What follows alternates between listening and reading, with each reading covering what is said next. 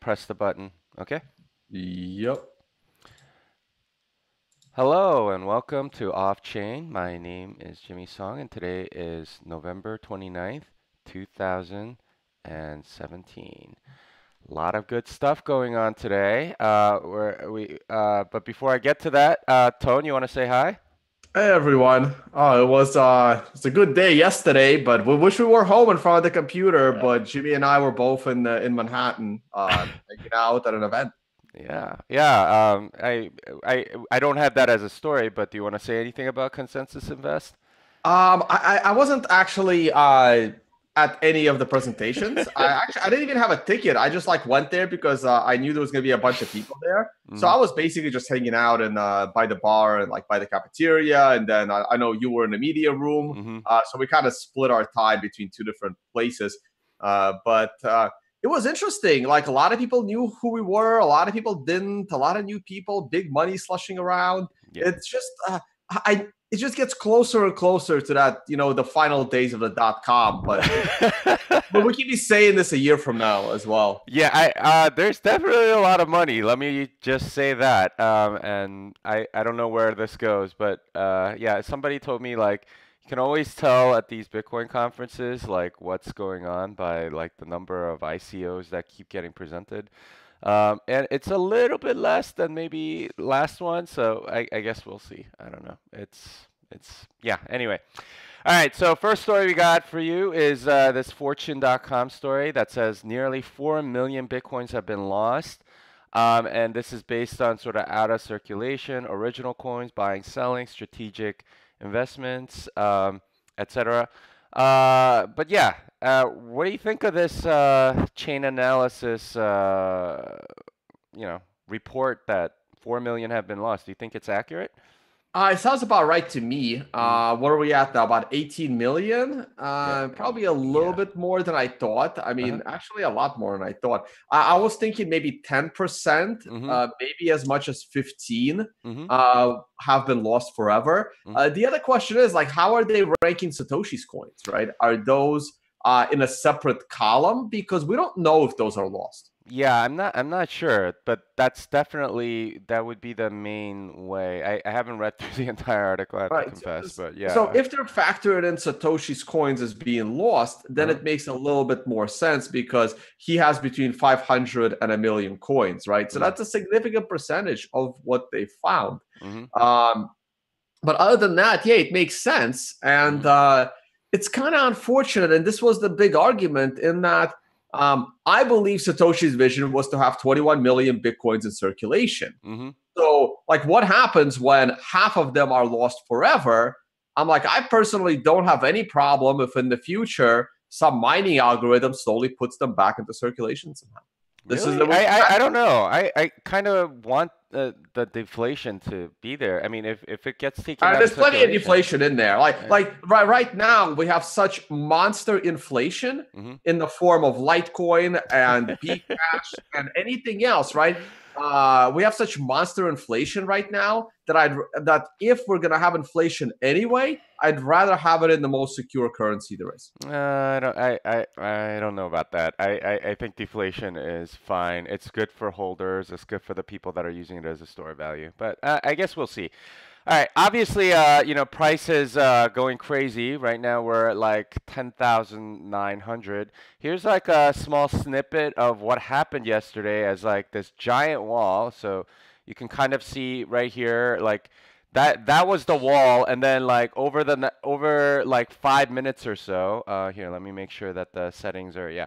It just kept going down and down, and you can kind of see, this wall, just slowly, like over about 5 or 6 minutes. It just, there were just an insane number of transactions, and we broke 10,000 as a result of that.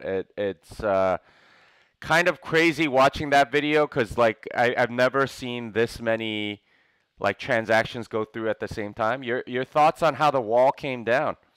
Exactly like I expected. I was just hoping it would happen 24 hours later because my video that explains what was going to happen.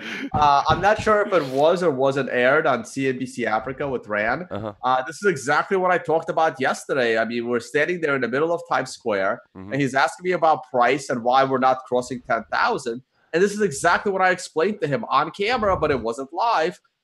In that you have a lot of people that are selling right below 10,000. Now, here was the big deal, right? Like people have to realize that trading, Mm. yeah, I can talk about my price predictions, but the moment the camera stops rolling, me as a trader can change my mind, but you don't know that I've changed my mind, right? Mm. So, which is why, I mean, I talk about price every chance I get, but I don't have like a live stream to my head Mm. telling everyone what I think about price at any given moment, nor do I look at price at any given moment. Mm-hmm. Yeah, I can. I saw Tone sort of describing this to like multiple people yesterday. Like with people we were Right. talking to. He's like, yeah, if it And breaks 10,000, it's just gonna go straight right, up to like because 12. here's the mentality of a trader, right? Mm-hmm. So I have a couple of rules that I always talk about in trading. One, I don't believe in double top. So if we Mm-hmm. come back to the same high, Mm-hmm. like when we came back to 1200 Mm-hmm. after going down, like when gold comes back to 1900, it's going to 3000, right? Mm. Again, I don't believe in double tops. That's one. The other one is if you hang around an all-time high for a couple of days, Mm-hmm. a couple of days to like 3 or 4 days, that all-time high is going to be broken in a serious way to a new all-time high. Mm. And the more time you spend trying to break it, the more violent the breakout. Because here's what happens. If you don't have a top where you only have, let's say, a few hours to get the perfect exit, like what happened during the 2x cancellation, Mm. what happens is all of the people that want to take profit, they put in their orders like what happened here. Like so many people wanted to take profit below 10, right below 10,000. Mm. And when you finally get through that sell wall, there was no, like all the selling has, all the take profit guys have been exhausted. Mm-hmm. And once it breaks, the order book becomes so thin. Mm-hmm. And it's hitting, and when you break a round number, it's hitting FOMO setting in because it's all over, mainstream media on top of it, right? Yeah. Yeah. And boom, everyone jumps in, order book is thin, everything flies to the upside. Mm-hmm. So that's kind of how these things work, which is why it was so easy for me to explain it to Ren. And in the video, I even said, "Oh man, I really hope this doesn't happen before the video airs." And then it happens like 4 hours later, and they're airing it happened like literally like 2 hours later. Yeah. Like going out to dinner, I'm like, I turned off my phone for dinner, but as soon as I'm out, I'm like, what? It's over 10,000? Yeah, and it was over 10,000 quick. Like, well, it went up to almost 1,100 now. So what I said in that video was, once we break this wall, we're gonna go to 11,000 to even 12,000 in a blink of an eye. That's almost what I told them live. I wasn't live, unfortunately, but that's what I told them on camera. Yeah. So we'll see where that airs. Yeah, I mean, no time for Vegeta memes, man. Like it went from 9,000 to 10,000 real quick.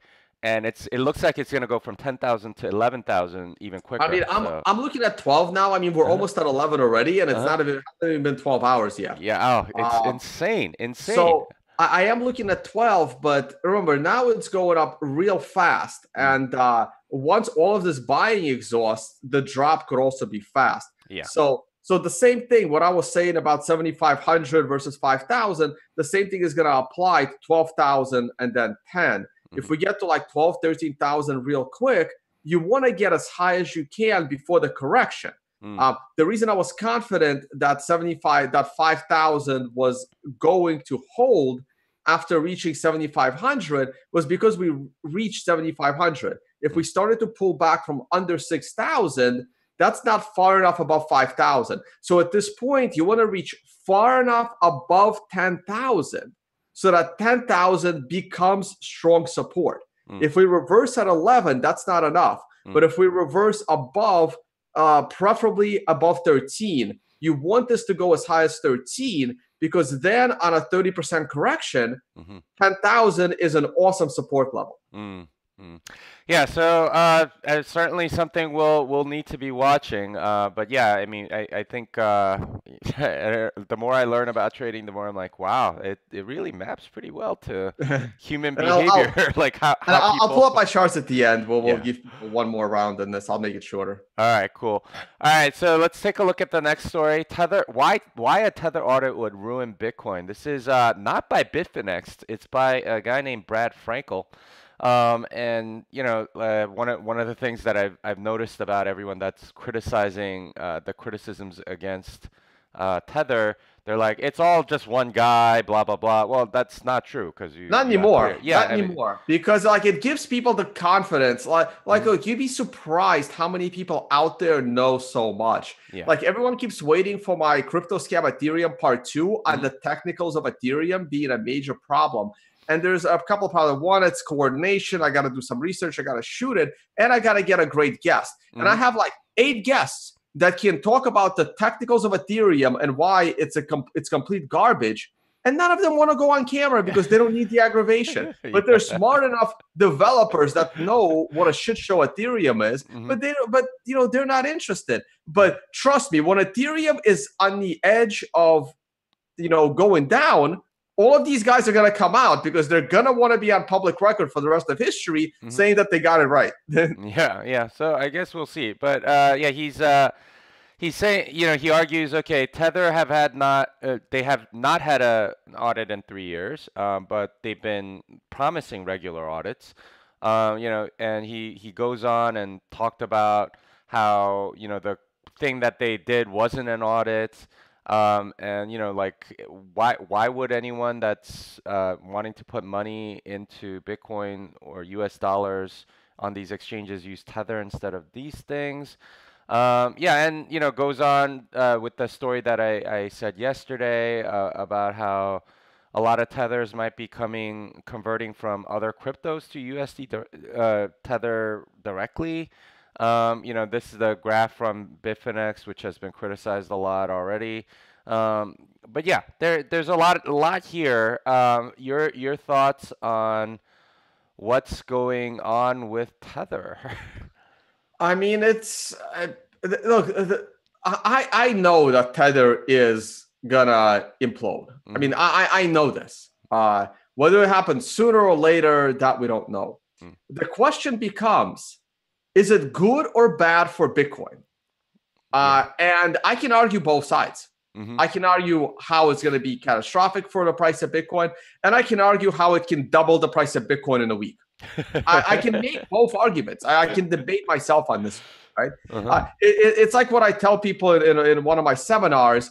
If you're planning to inside a trade because your friend told you that the CEO of a Fortune 500 company is about to be fired, is that good or bad for the stock? And the answer is you don't know. Yeah. Right? You just don't know. It could mean a very good thing because the company needs new leadership, right? Right. Um, and same thing here. Like a lot of these, like when a slight bear market comes, everyone loves to exit uh, Bitcoin. Now, if Bitcoin was, let's say, back to 90% of market cap, I would say a Tether blow up would be catastrophic for Bitcoin. But because Bitcoin is only 50% of total market cap, a Tether blow up damages altcoins so much more than Bitcoin. And Yeah. if there is no Tether, anyone that's leaving a shitcoin, unless they're going into another shitcoin, they have to now go into Bitcoin. They can't go into the US dollar. Yeah, I mean, it's interesting that the top three holders of Tether are Bittrex and Poloniex. That's expected. Yeah. I was guessing that. Hmm. That makes sense because they're the altcoin exchanges. Hmm. And right when people wanna, and those exchanges have no bank account for their customers. Mm. So if there is a without Tether, it like Bitcoin doesn't panic as easily, right? Mm. Because right now people will also sell their Bitcoin for Tether on these exchanges. But if there's no Tether, then they're forced to just hold their Bitcoin, Mm. right? Yeah. So it becomes kind of interesting. Like Hmm. it's weird. It's a weird dynamic because um, Yeah, I mean, it's a nonlinear system, right? Like you don't yeah. know what affects what and how people react, so it's kind of hard to say. So, but yeah, so Bittrex is number one. Wow, look at that. Yeah. 288 million, right? So if there's 288 million uh tether, right? Hmm. That's being held on Bittrex. The question is, right? Are the users holding that tether, or is Bittrex holding the tether, right? Like that's the analysis that needs to be done. Like how much, what's the percentage of the tether Hmm. is held by users? I'm assuming it's all held by the users of those companies. I don't think that the company itself is holding the tether. So if there is a panic Hmm. out of tether, what happens? Yeah, I don't know. I I mean, don't know. I'm assuming I guess it goes to Bitcoin. I don't know. I'm What assuming it all goes to Bitcoin. yeah. Yeah, I don't know. It is kind of a really interesting question. Like I almost kind of want to see something happen. Like, just to I be can tell you what, it's gonna happen at the most inconvenient possible time. You'll be yeah. like on a 12-hour flight to Asia, and it happens the moment you board the flight. Dude, like already everything's happening whenever things are inconvenient for me. But that's just Either that or something is always happening. yeah, yeah. I've just like resigned myself to everything good or everything where I need to act happens whenever I'm in the air. Yeah. Um, all right, next story here. This is something that I saw. Grin, Mimble Wimble for beginners. Some really interesting stuff. So this is just a summary of what Mimblewimble is going to be. Uh, Three things: there are no addresses, there are no amounts, and you can have something called cut throughs basically, but there are literally no addresses. Like you can't reuse an address or anything. It's just everything is always just sort of sent to you. It's interactive. So if I want to send you money, Tone, on Mimblewimble, what we have to do is I have to start the transaction, send it to you. You do something to the transaction, send it back to me, then I can send it out. Which is very different than the Bitcoin model, where you know if I were sending money to Tone, Tone would just give me an address and I would just send it, and it would just be 2 steps. This is more like 3 steps. So that But that yeah, can those first two steps be somewhat automated? I don't think so. No, because This the sounds way really. that way homomorphic encryption works and everything, you need to like basically after you do something, then I have the right like just the way the game theory works, it won't work without automating it. Yeah, so this is like, sending a key inside a locked box inside a locked box. Something like that. Yeah, that's a great analogy. But yeah, the nice thing is it's like really private, right? Like there are no addresses, so there's very little chain analysis you can do. There's no amount, so there's very little chain analysis you can do. And once we have something like Mimblewimble, and I think the ultimate goal for these guys is to have it be a side chain. Wow, fungibility, security. This is going to be pretty Hmm. amazing. And we'll be seeing it. Your thoughts, Tone, on Grin and Mimblewimble? I don't know. I just hope it's not too inconvenient because Mm-hmm. look, most people like don't encrypt. Like Mm-hmm. no one uses PGP in their emails. I Mm-hmm. don't even do that, right? Like Mm-hmm. I waited for something like Proton Mail to come up. Like I just file like I just bought a VPN. Well, like again, like it's because I've had a VPN before and it was just so annoying. Mm-hmm. Like my computer would like I have to constantly reset it every time my computer goes to sleep. Mm-hmm. Like I couldn't undo those settings. Like a lot of this privacy stuff gets really annoying. But this double sending back and forth, like that's the analogy. I'm trying to remember it in full, right? Like how did they send keys in the medieval days, right? So you basically have a box. It's like a box with two locks, and Uh-huh. then you send it out. Like the other guy puts his lock on, then it sends it back to you. You take your lock off, put something in, then he get it. Like I'm trying to remember the perfect analogy. I always forget, but it was a neat way of securing sending a message through through two locks on a box. Oh wow. Yeah, yeah, that makes sense.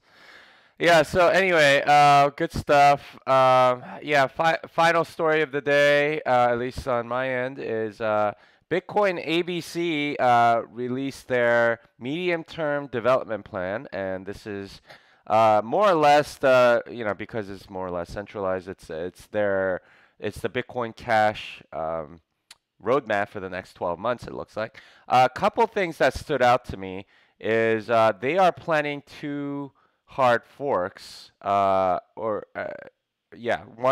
May 15th, 2018, and another on November 15th, 2018. Excellent. I mean, as if Bitcoin Classic isn't enough, I think we're gonna have two more hard forks that are coming.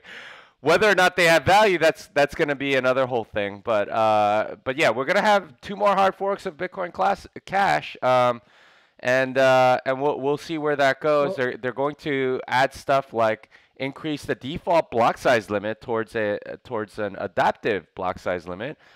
Good luck with that. Move towards canonical transaction order. I'm not sure if that's going to be I guess you have to forcefully topologically sort it, but I'm not sure how you get to a canonical order that easily. Maybe you topologically sort it and then do the root transaction first or something like that. Reactivate some deactivated opcodes and move towards adding protocol extension points to facilitate future opcode upgrades. Okay, let's see what happens. There a lot of opcodes are disabled for a reason. Let's see which ones they enable. Yeah, but your thoughts on them hard forking every 6 months, it looks like, and it's this ridiculous. roadmap. I mean, this is the Monero model, and even Fluffy Pony said, I mean, they're probably not going to be able to do this for a long time. Can you go up? Let's see. I want to see the companies involved in this. Let's see. Bitcoin Unlimited. Bitcoin Unlimited, which is a Bitprim. competitor. Uh-huh. Bitprim is what is Prim. that? Bitprim. Never heard of it. Uh-huh. Nchain, I know. Uh-huh. Bitcross, never heard of. Electrum-X, never heard of. I've heard of Electrum-X. They basically took Electrum and they made it like faster, but their default is Bitcoin Cash. What's Parity? That sounds familiar. Parity. Yeah, isn't that that the Ethereum? Ethereum wallet? Yeah. Yeah, that's what I All right, that's excellent. And Bitcoin XT, like I didn't even know Bitcoin Unlimited and Bitcoin XT were still alive. Well, you knew Bitcoin Unlimited was alive. You saw Peter Risen, right? Yeah, And talk true. about like Right. gigabyte blocks or something. Yeah. Yeah. Sure. Look, this is anyway. This is just ridiculous. How come Bitmain's not there? Isn't Bitcoin ABC Bitmain's initiative? No, so Bitcoin ABC was funded by Via BTC, which has some Which is funding from funded Bitmain, by but Bitmain. they're very independent, according No, to no, the no, people no, there. no. Bitcoin ABC was launched by BTC. Uh-huh. Bitmain initially put the proposal for Bitcoin ABC. It's just that Bitmain had to walk away from this proposal when the miners caved to the 2x agreement, and Via BTC picked up Bitmain's proposal to hard fork anyway. But Yeah, Bitcoin yeah. So ABC was proposed was by Bitmain. part of that whole SegWit drama. Yeah, that's right. Right. And they're not on the list. I mean, this is just shady as hell, man. Well, it does seem kind of centralized, right? Like they're gonna get to hard fork twice in the next next 12 months or so. I don't know. I'm believing that a lot of what people, if you can sort of hard fork a chain, that means it's not really decentralized, right? Like if you can force everyone to upgrade, then who is that force? And like, does that mean? I agree. Yeah, and who's going to be checking the code? Like, none of these guys are going to be checking each other. They're all, in the same room drinking wine. We've seen those pictures. Yeah, I mean, I'm curious to see. I've seen their long-term roadmap, and it has some like pretty ambitious things. Like, I think they put like Bitcoin NG on there, and that's not an easy hard fork, man. So I'm glad it's not in the next year because I doubt that sort of thing can be coded in a year and tested properly. But I guess we'll see. And Tested? What's that? They don't believe in that. Who? None of them. They don't believe in testing. Yeah. I mean, we'll see. We'll see. I'm curious to see what will happen. Anyway, Tone, you wanna get to price and all that All right, stuff? let's look at price. Let me do my screen share. You got to stop yours. Yeah, I will stop mine right now. And yeah, there we are. Let's do this. There's really not much I'm gonna say that like hasn't been said. I mean, I'm still Jesus, that candle just like jumped up because I haven't refreshed this page since yesterday. Mm-hmm. Look, it looks the current weekly candle reminds me a lot of this weekly candle, Mm-hmm. right? We're at a new all-time high. The candle is not a reversal candle. So let's see what happens. We still have, today's Wednesday. I mean, the week is not even half over because the weekend's on Sunday in Bitcoin. So let's see how the rest of the week plays out. Mm. I mean, look, the higher we get this week, Mm. I mean, the correction's coming. There's always a correction, right? There's always a correction. People still make fun of me for the 7,500 one, but it was a 30% correction. Mm-hmm. There's going to be a 30% correction. So if we make it to 1,200, a 30% correction takes us down back below 10,000. Mm. So let's see how high we can get. But right now, the weekly chart is toppy. But I could still say that in 2 days when we're at 14,000. So, you got to go to lower level time frames, and according to the Jesus, like I said, I haven't opened these charts up since yesterday morning. And according to the daily one, we're on a 5, so I'm looking for maybe 4 more days of upside. But these are the 5 candles that I hate. Like, these are the 5 candles that I like. You see how it pulled down a little bit? So it was very easy for you to get a 9, because in order to get a 9, you have to be above the close of the 5 candle. Yeah. So if the 5 candle takes us to like 1150, now you're waiting 4 more days to close above 1150, and that becomes a little bit trickier. Yeah. And I think you mean 11,500. Sorry, you're talking in thousand terms, man. We're gonna have to, right? Well, we're gonna have to start talking in thousands at this point. But yeah, so this is a bit of a tough 5 candle in order to time your trade off of like a 9-day in a row upside. So let's see what happens. The daily's still bullish. There's no signs of slowing down here. So let's see what happens. Here's the 4-hour. Let's see if there's anything short term. Well, there's a 9. Oh, there it is. So this 9 didn't do anything really, and neither did this one. Yeah, I mean, it's 3 9s in a row. What the heck, man? I've never seen that.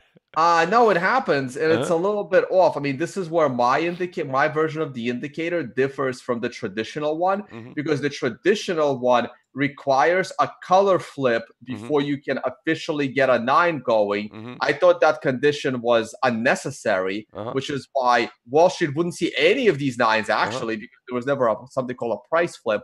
Bitcoin is just weird. So if you held through this, here's that break above 10,000. I mean, it was just like what a day yesterday, huh?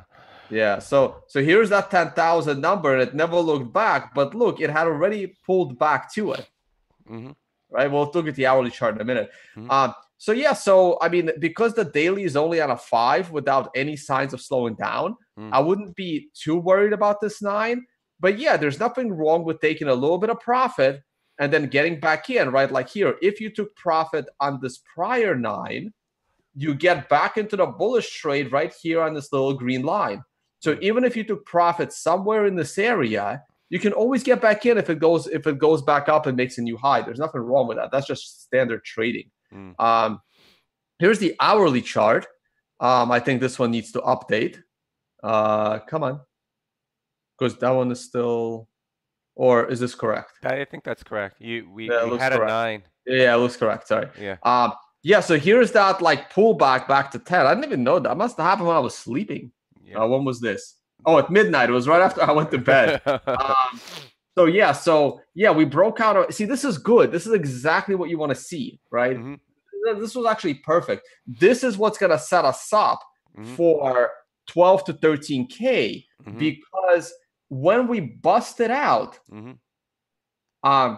we went up fairly quickly all the way to 10.7, and then we fell quickly, and look where we bounced. 10,000, yeah.